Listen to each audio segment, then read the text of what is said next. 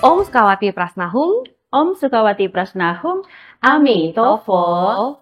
Nah, Suci yang berada di rumah, kembali lagi kita berjumpa kembali dengan saya Natasya dan juga hadir bersama kita semua di sini yaitu Mahaguru Skoti Prasna. Mitofo Mahaguru. Ami Tofo Siti Natasya. Nah, hari ini kita akan berbincang-bincang mengenai upacara yang akan diadakan di Vihara Skoti Prasna dalam rangka menyambut HUT Buddha Maitreya dan juga perayaan Tahun Baru Imlek 2024 atau 2575 Kongsili dengan tema pemberkahan, kekayaan, dan kemakmuran Naga Kuning Huanglong yang akan diadakan pada hari Minggu tanggal 11 Februari 2024 pukul 1 siang. Langsung saja kita berbincang-bincang dengan Ma Guru. Nah, Ma Guru, mungkin tema dari upacara kali ini yaitu pemberkahan, kekayaan, dan kemakmuran Naga Kuning Huanglong. Nah, Betul sekali. Ma Guru bisa ceritakan ke kita semua siapakah mungkin sosok dari Naga Kuning atau Huanglong ini, Ma Guru? Apakah ada kisah tersendiri, Ma Guru? Iya. Silakan, Ma Guru. Baik, terima kasih Siti Natasya. Baiklah, sesuci umat sedharma dimanapun berada yang mengikuti penjelasan untuk acara ulang tahun dari Buddha Maitreya dan juga perayaan Imlek yang akan diadakan di Wihara Sukawati Prasna. Semoga kita semua senantiasa berbahagia dan sukses dalam menjalankan kehidupan kita. Amitofo. Ya, baik Siti Natasya. Ini kita sangat beruntung sekali ya, karena kita akan menyambut Tahun Baru Imlek gitu ya, merupakan tahun baru yang banyak diikuti oleh biasanya mereka masyarakat yang memiliki darah keturunan Tionghoa ya, gitu. Ya baik, karena acara perayaan Imlek itu juga berdekatan dan juga kadang juga bersamaan dengan hari ulang tahun dari Buddha Maitreya. Makanya di acara perayaan Imlek pun juga kita ada melakukan puja bakti dan juga sadhana kepada Buddha Maitreya gitu. Dan berkah dan juga keberuntungan kita pada tahun ini yaitu Buddha Maitreya memberkahi kekayaan dan juga kemakmuran ya dari Naga Kuning Huanglong gitu. Jadi Naga Kuning Huanglong ini memberikan berkah buat kita semua berdasarkan berkah juga dari Buddha Maitreya gitu. Nah, Naga Kuning atau Huanglong itu sendiri merupakan titisan ya dari salah satu raja yang terkenal di Tiongkok, merupakan salah satu raja yang sangat adil, bijaksana, dan juga sangat mengayomi rakyatnya pada zaman beliau. Dan di saat beliau memerintah itu daerah tersebut itu mengalami namanya kejayaan. Gitu biasanya tuh kalau misalkan raja-raja gitu ya, mereka menjalankan hidupnya dengan baik, kemudian mereka juga memberikan banyak manfaat bagi masyarakat, rakyatnya. Itu biasanya mereka tuh akan bisa kelak setelah meninggalkan dunia fana, mereka itu bisa terlahir ke alam dewa, biasanya gitu. Dan biasanya juga bisa menjadi dewa itu sendiri, gitu.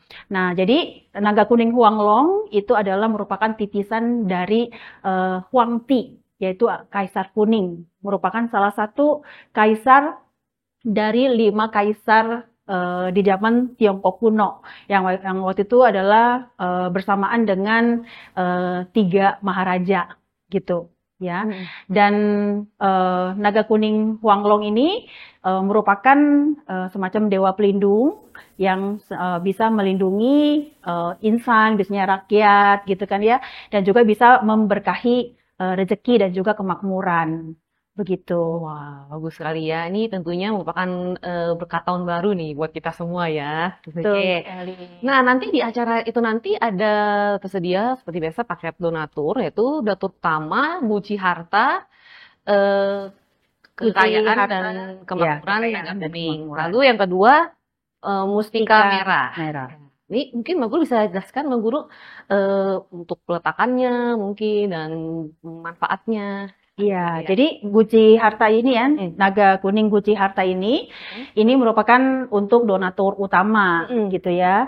Dan ini merupakan dewa dewa naga ya yang memberkahi kekayaan itu sendiri gitu. Dan ini juga bisa diletakkan ya ruang di ruang apa namanya tamu, ruang keluarga, ruang usaha, dan juga mungkin kantor gitu ya, ruang kerja kita gitu ya. Dan itu untuk mendatangkan kekayaan dan juga kemakmuran gitu. Itu, Dan ini yang mustika merah ya, itu biasanya juga itu akan memberikan berkah dan juga kekuatan gitu untuk melindungi ya segala sesuatu yang ada di sekitar tempat kita gitu dari segala gangguan-gangguan negatif lainnya. Wah, baik sekali ya, sesuai semua. Ini merupakan kesempatan yang bisa dibilang jarang ya untuk kita semua. Nah, bagi khususnya ingin berpartisipasi dalam upacara kali ini dapat menghubungi Secayang Manin dan juga tersedia pemasangan pelita dan lampion yang bersifat tahunan ya, biasanya itu Betul. ya. Jadi selama setahun pelita dan lampion tersebut selama di 2024 ini gitu ya. Untuk penerangan di sepanjang tahun. Biasanya tuh untuk pelita itu pemasangannya mungkin hanya 1 minggu. Sedangkan kalau lampion itu sepanjang tahun. Selama tahun naga kayu gitu 2024. Untuk menerangi jalan kita ya. Nah, lalu juga pada tanggal 9 Februari ya, hari Jumat tanggal 9 Februari pukul 11 malam kita akan mengadakan acara mengundang Dewa Rezeki ya, sembahyang mengundang Dewa Rezeki untuk masuk. Nanti dimulai sembahyangnya itu pukul 00 atau pukul 12 malam ya, tapi mungkin bagi Susuce yang ingin berpartisipasi dapat hadir sebelum jam pukul 12 tadi ya, mungkin jam 11 seperti itu ya, 11 malam. Nanti di saat itu akan mendapatkan biasanya ampau rezeki dari Cai Sinia. Nah, itu ya. Iya, betul sekali. Nah, lalu membahas rezeki nih, Mbak Guru ya. Nah, di tahun naga kayu ini ya, Mbak Guru ya. Mungkin apakah ada warna keberuntungan, Mbak Guru, arah keberuntungan seperti tahun lalu gitu, Mbak Guru? Sama atau beda nih, Mbak Guru? Ya, baik. Itu untuk warna keberuntungan itu adalah warna-warna begini ya. Warna-warna hijau gitu ya. Karena arah keberuntungan di tahun ini itu adalah arah timur. Arah timur itu biasanya melambangkan kayu. Ya, kayu itu melambangkan warnanya hijau. Begitu. Nah, ini untuk naga pemberkahan kekayaan dan juga kemakmuran dari naga kuning Huanglong. Nah, kenapa kok itu arah timur kan hijau ya gitu ya? Melambangkan kayu. Kenapa harusnya hijau dong ya? Kenapa naganya kuning gitu kan? Nah, ternyata itu sebenarnya kan namanya di dunia alam semesta ini kan kita butuh yang namanya keseimbangan dan juga keselarasan, dan juga supaya bisa memberikan kehidupan, terus mengalami kehidupan bagi banyak makhluk hidup gitu kan, juga mengalami perkembangan dalam kehidupan kita juga gitu kan. Nah, karena di tahun ini itu adalah naga kayu, maka biasanya kalau kayu itu kan untuk bertumbuh dan berkembang itu kan dia harus medianya apa, ya kan? Di samping dia harus disiramin, dia juga harus dengan media tanah itu sendiri gitu kan, bumi, tanah. Nah, kuning itu sendiri itu ada perlambangan dari unsur tanah itu sendiri. Gitu. Jadi supaya di tahun 2024 ini, di tahun naga kayu ini, itu kita bisa semakin berkembang gitu kan, karena dengan adanya keselarasan gitu kan. Jadi unsur kayu itu bisa berkembang di tahun ini. Ya. Itu ya saja ya, mengapa naganya kuning Mak ya. Bukan naga hijau ya Mak. Ya, naga kuning. Unsur tanah ya. Lalu untuk di tahun naga kayu ini Mak Guru, apakah ada sio yang mungkin mengalami keberuntungan yang lebih, Mbak Guru? Ini biasanya sejak sini suka nih Mbak Guru nih ya. Deg-degan nih apa biasanya itu yang gitu ya. Ditunggu-tunggu gitu kan. Pasti biasanya kalau misalkan kita ada keberuntungan untuk sio kita di tahun tersebut, itu kita pastikan adalah kesempatan buat kita gitu betul, melakukan ekspansi gitu kan. Untuk mau apa? Mau buka usaha, mungkin mau pernikahan ya kan, mau melakukan acara-acara besar gitu kan. Inilah itu- saatnya. Inilah tahun inilah saatnya untuk melakukan satu gebrakan gitu kan. Gitu karena bisa mengalami kesuksesan dan juga bisa mengalami keberhasilan begitu. Keberuntungan lagi ada di tangan sio-sio ini. Wah, siapakah itu? Ya. Jadi sio tersebut itu adalah mereka yang bersio tikus.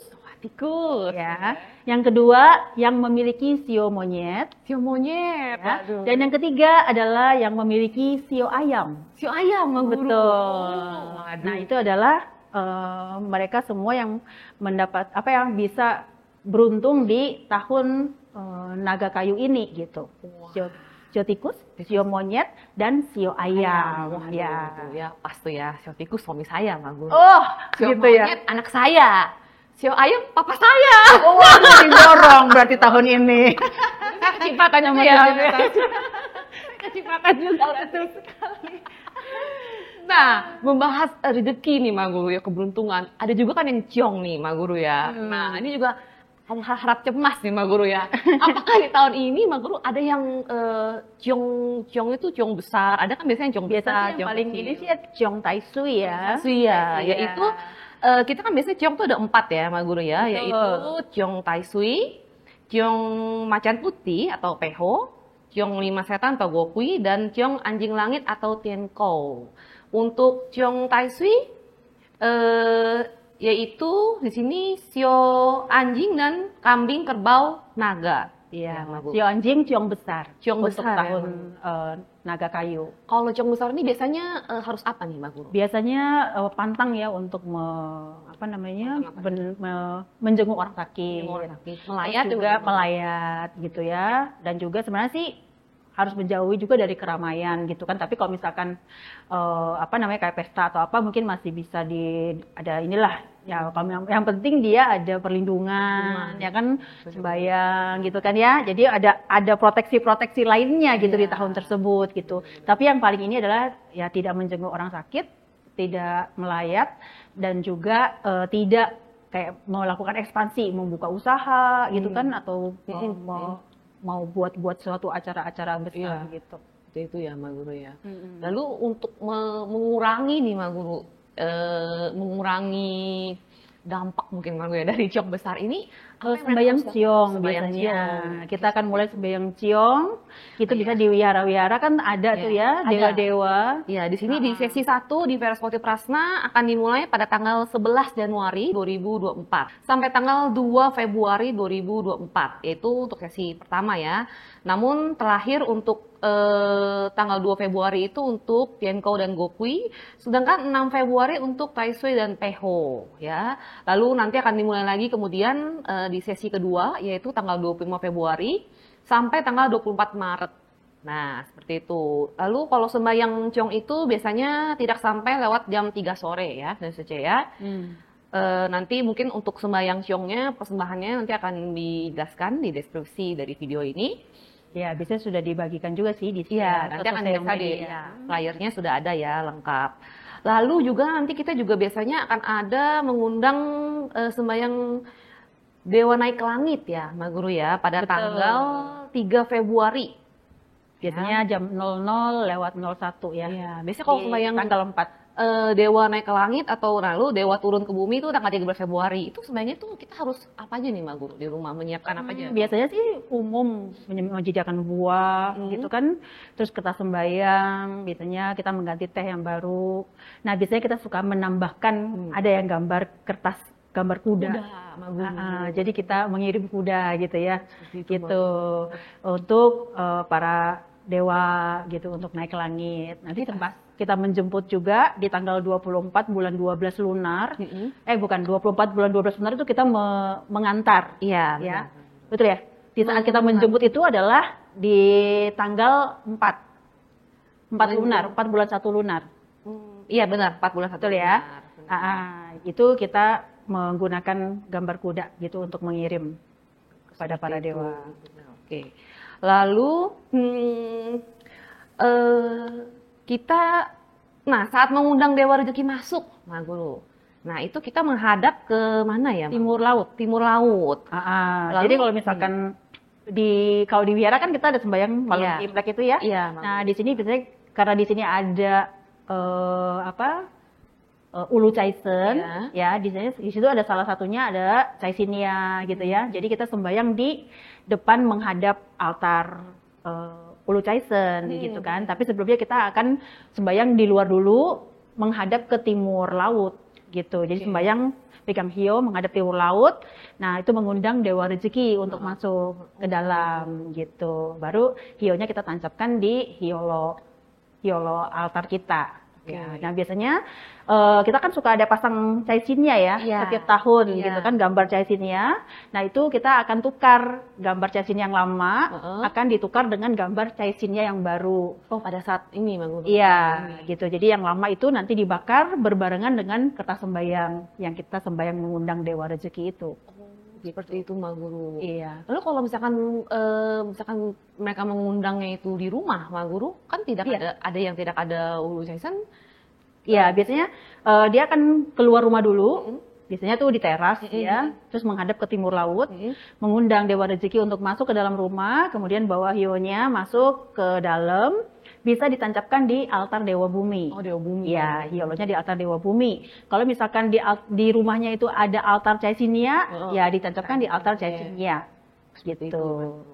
Atau ada Hotek Cengsin, boleh ditancapkan di Hotek Cengsin. Tapi kalau misalkan nggak ada, dewa bumi minimal ditaruh di sana hionya. Kalau dewa bumi juga tidak ada, datang ke wihara ya maksudnya.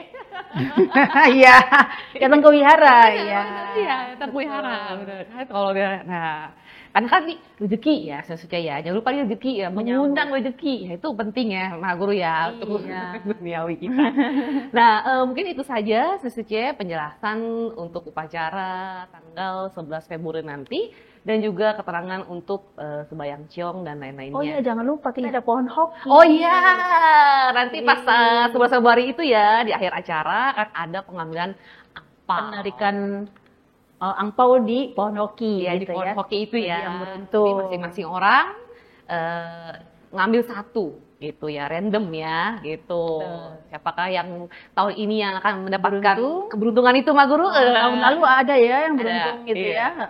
Ada. Nah, ada 2 ya, Mak Guru kalau nggak salah. Ada 2 yang dapatnya lumayan. Nah, ini juga ya.